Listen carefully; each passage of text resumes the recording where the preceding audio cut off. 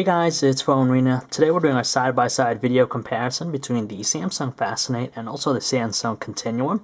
Now both devices, of course, are pretty much the bread and butter for Samsung's camp. They're both Galaxy S devices, and we're pretty sure that a lot of people are wondering which handset to side with, especially now at the holidays. On one side we have the Samsung Fascinate, which was the first to launch. It sports that gorgeous 4-inch Super AMOLED display, and the hardware specs are pretty similar with the Continuum with the 1 GHz Hummingbird processor and also the TouchWiz interface. Now, what separates the Continuum is the fact that it sports a slightly smaller 3.4-inch display, but the unique thing about it is the ticker display at the bottom, which allows you to view a bunch of different content without having to turn on the display completely. So we'll take a look and see how they compare one another and see which device is right for you. Luckily, we're pretty satisfied with the level of construction of both handsets. They employ a lot of design elements that are quite similar. They have the all-plastic construction, and it's quite evident in the back. You have that glossy finish and has that checkered pattern design to give it a nice appealing look, but it does attract a lot of fingerprints and smudges. Now with the Samsung Fascinate, it utilizes a chrome trim bezel all around the handset, which does give it a slight accent. Well, that's something that's missing on the Samsung Continuum. Now, as far as thickness goes, they're both relatively thick compared to thin compared to other phones. With the Fascinate, it comes in at 0.39 inches thick, while on the Continuum, 0.48 inches thick. But you're not going to use it too much. We actually prefer the rounded nature of the Continuum. Just feels a little bit more manageable in the hand as you're holding it. While the Fascinate does feel a little bit overbearing at times, especially if you have smaller hands.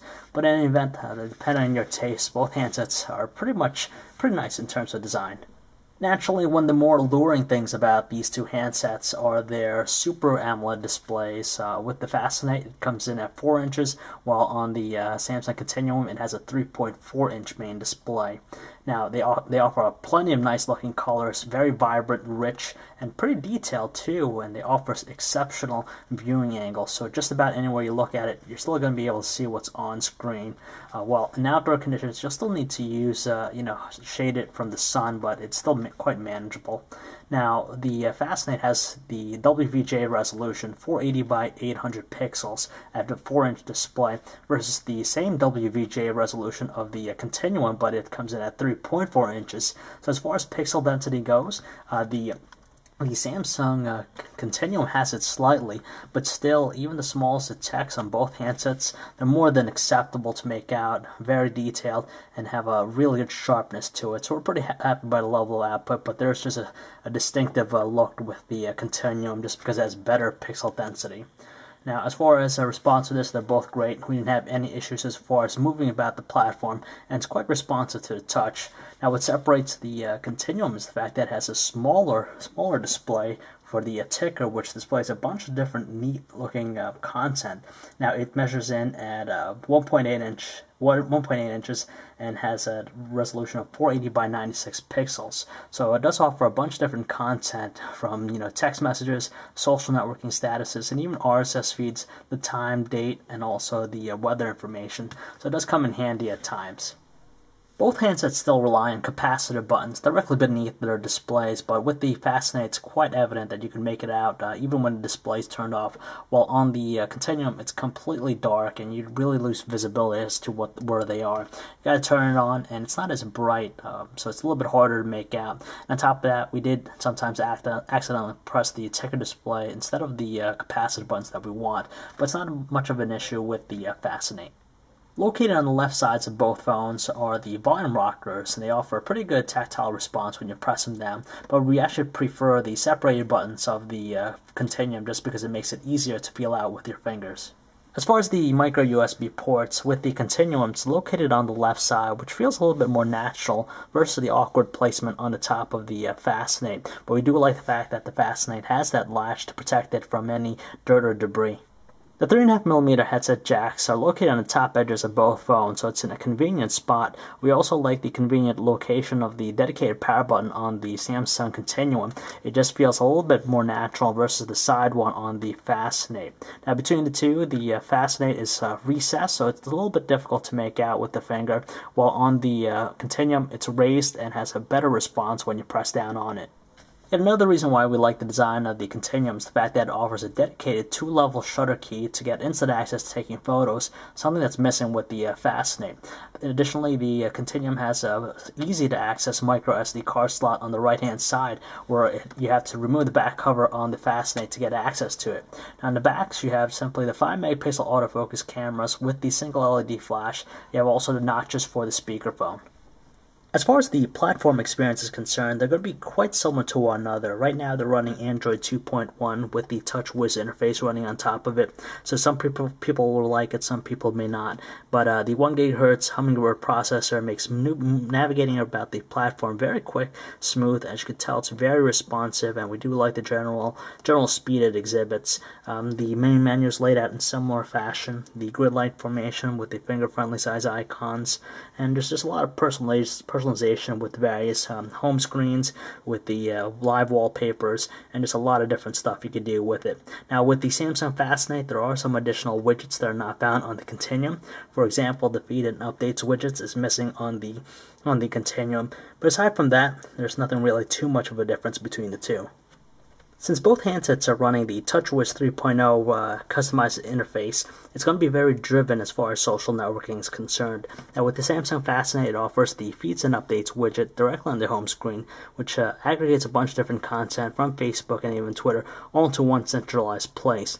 Also, you could even post a quick status message to both accounts instantaneously.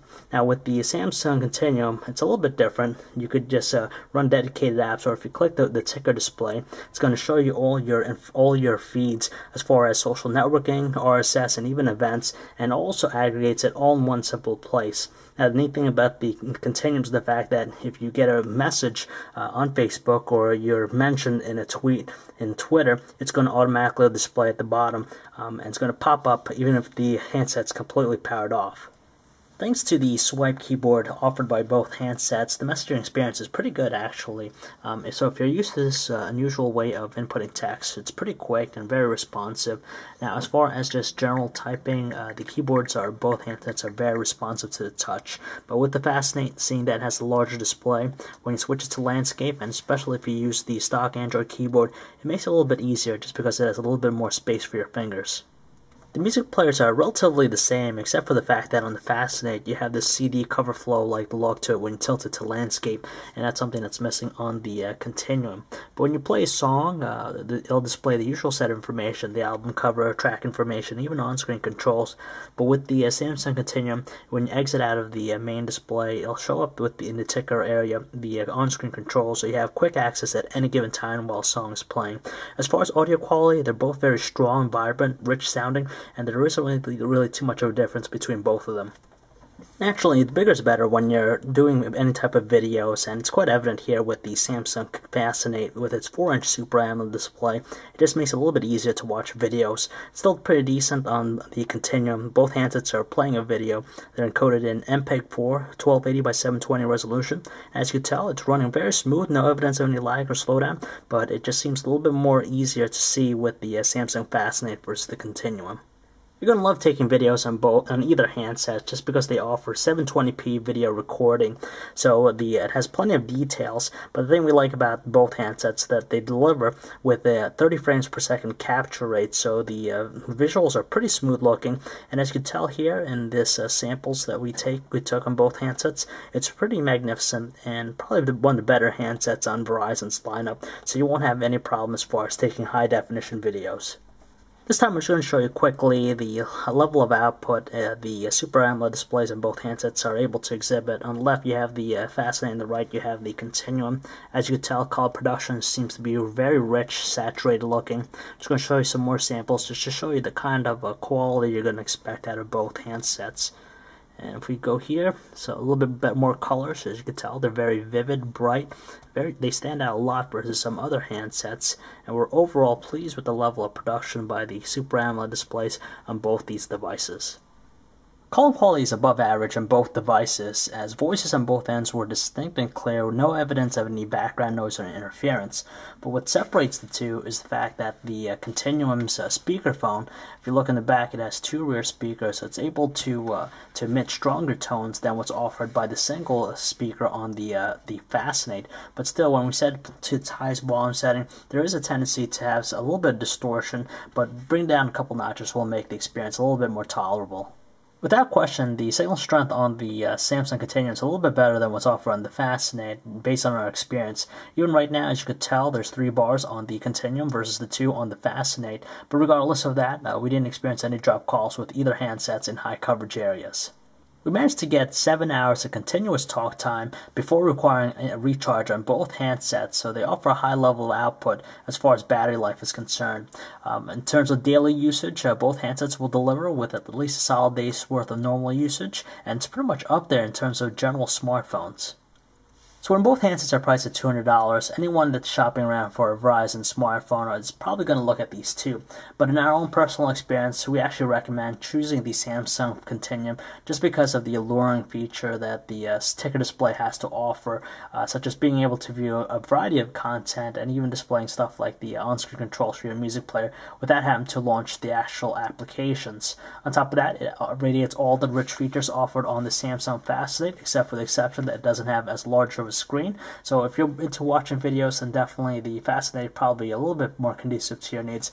Aside from that, there are a lot of different categories where the Samsung Continuum excels over the Fascinate, and which makes it a little bit better handset. And in our personal opinion, we do like its more manageable design, especially when you hold it in the hand versus the slightly larger feel of the Samsung Fascinate. So if you'd like to learn more about both handsets or for all the latest cell phone reviews, news, specs, and information, you can check us out at PhoneArena.com.